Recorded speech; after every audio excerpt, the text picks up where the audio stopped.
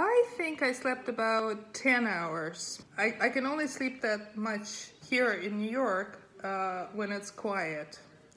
And that's usually not the case. We have a lot of sirens and fire trucks and also fireworks. So half a year ago, when I last saw you in person in Kharkov during the zoo workshop, I think I only slept 3 hours a night.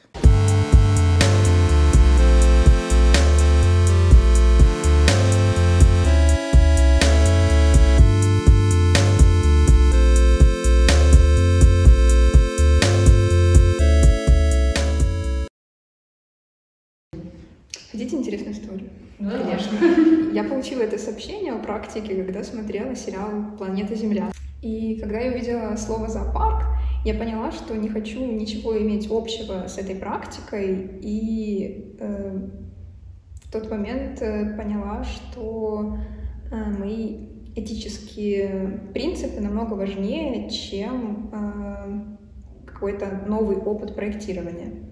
Упражнение у нас было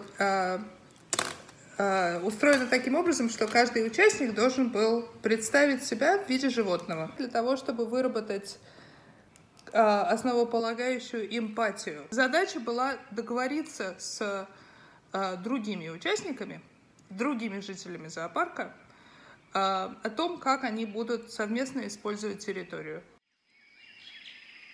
Амурский тигр. Эти представители кошачьих предпочитают одиночный образ жизни, редко собираются вместе и не уживаются в стаях. Большой виргинский филин, хищник отряда совообразных, ведет преимущественно ночной образ жизни. Пеликанус анакротаус питается в основном рыбой, которую вылавливает, опуская голову в воду. Бурый медведь или медведь обыкновенный. К зиме медведь нагуливает подкожный жир и с осени залегает в берлогу для спячки. Удав обыкновенный. Самки змеи физически крупнее, так что на самом деле неудивительно, что они могут побороть и даже съесть самца. Оказывается, что, будучи человеком, ты не знаешь, что такое зоопарк и как он выглядит изнутри, а притворяясь животным, ты начинаешь видеть какие-то пространства и примерно понимать, что и как должно работать.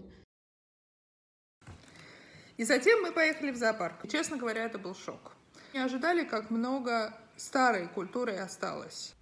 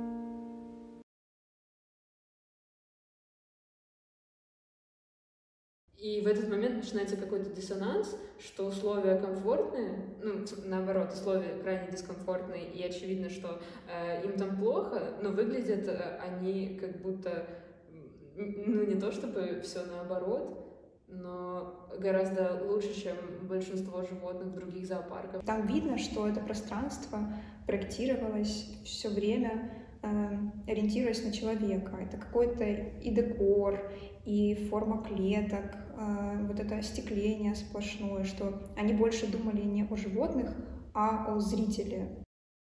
Было выработано 3 концепции. Консенсус, скажем так, был выработан на тему того, что это должен быть зоопарк локальный, что он должен представлять собой Украину и биоразнообразие Украины. Ну, вина и ответственность вызывает необходимость действовать действовать и брать ответственность за свои поступки. Отказ от участия в воркшопе — это бездействие, и неясно, к каким позитивным последствиям он может привести. И мое действие, оно просто может быть другим в распространении информации, в популяризации веганства и в каких-то других проявлениях.